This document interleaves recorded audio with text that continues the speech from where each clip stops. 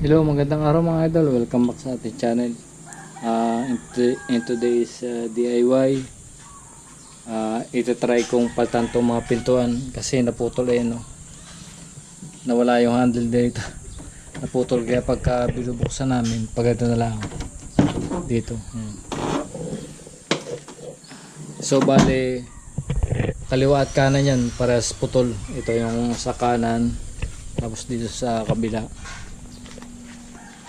Ayan, putol din. Wala rin. Actually, una na putol to. Tapos nung pagbalik namin, putol din yung kabila.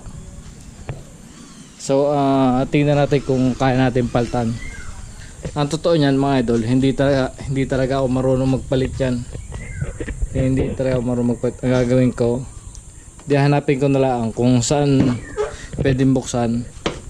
Pero kanina, chinik ko, parang dito lahat ang tornilyo niya dito, yan. Kailangan tanggalin tong cover na to para ma-access natin yung loob nitong pintuan. Mga idol, bali hinanap ko yung mga screw niya.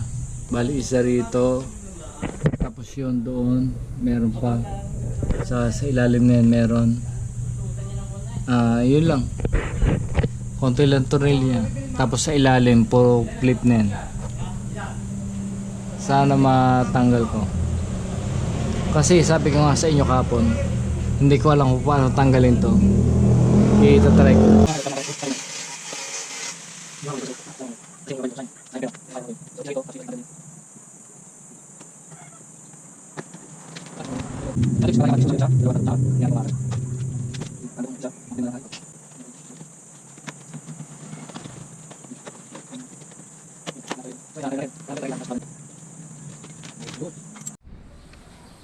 Bali ito yung likuran ng pintuan. Bali ito yung bubuksan natin. Ayan o. Ito yung sinasabi ko sa inyo. Ito kailangan mong tanggalin muna kasi pag hindi mo tinanggal, ito magpapangontra siya dito eh. So hindi mo maangat to.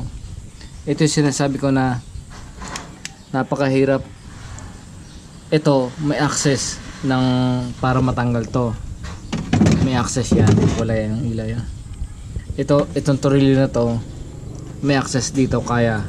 Paano yung isa? Nandoon sa loob na yun. No, doon sa dulong-dulo. Inisip ko kahapon, sabi ko paano tatanggalin yun. Ngayon ang naisip ko, sabi ko paano inilagay yan, paano ilagay kung hindi pwedeng tanggalin. Yan naisip ko, kaya naisip ko tinanggal ko tong tatlo na to.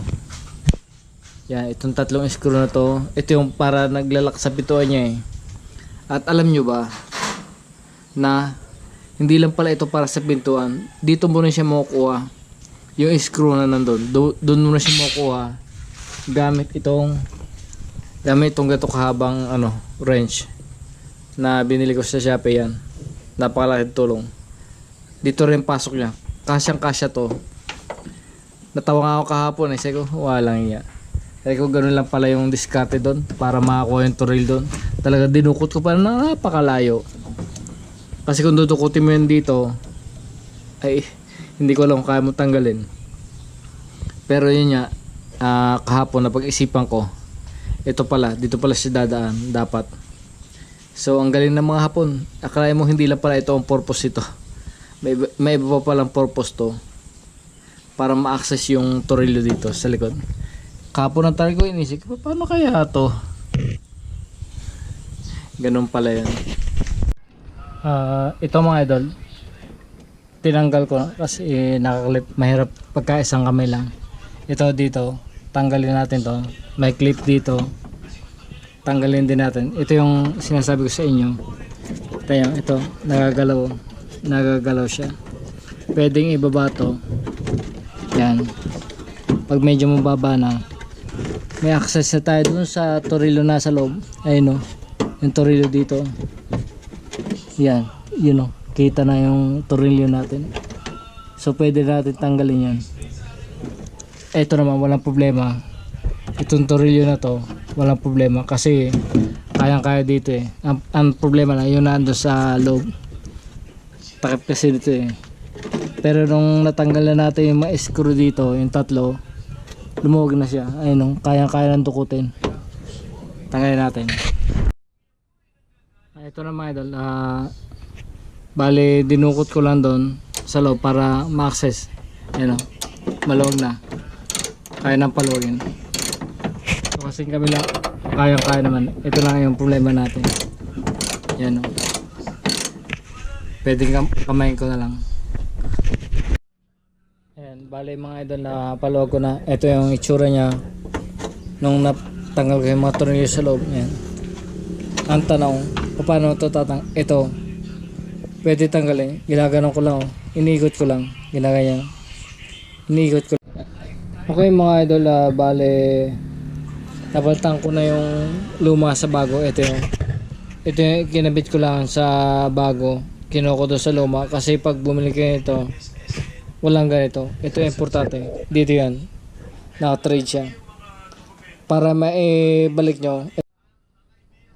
Bali mga idol, gato ang gagawin nyo, i-trade nyo kasama tong handle.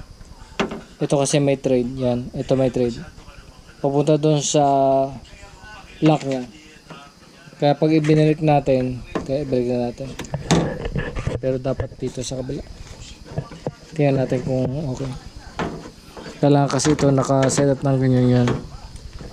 Kasi ito ibalik na natin dito. Mas maganda kung ibabalik nyo muna to para hindi nagalaw sa loob. Yan, pag ganyan, kung nakaganyan. So medyo malapit ko na makita yung ayan na mga idol, bale na palitan ko na. Tingnan nyo naman ang hitsura ng luma kumpara to sa bago. Yung luma, nilagyan ko na ng alambre para mabuksan, madaling buksan.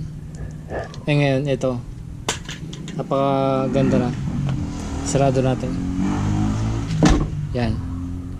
Pagbubuksan natin, di normal lang na pagbubukas. Ganun lang kadali mga idol. Kung meron kayong ganyang pintuan katulad yan, baka sakaling makatulong to, panoorin nyo. Baka sakaling ganito rin ang style ng pintuan nyo. Yan. Ito na ang problema. Nabasag kasi. Natamaan ng bato. May order na ako yan pero hindi pa dadating yung order ko. So ganoon lang mga idol, sana may natutunan kayo pagpapalit ng outdoor handle sa mga kotse.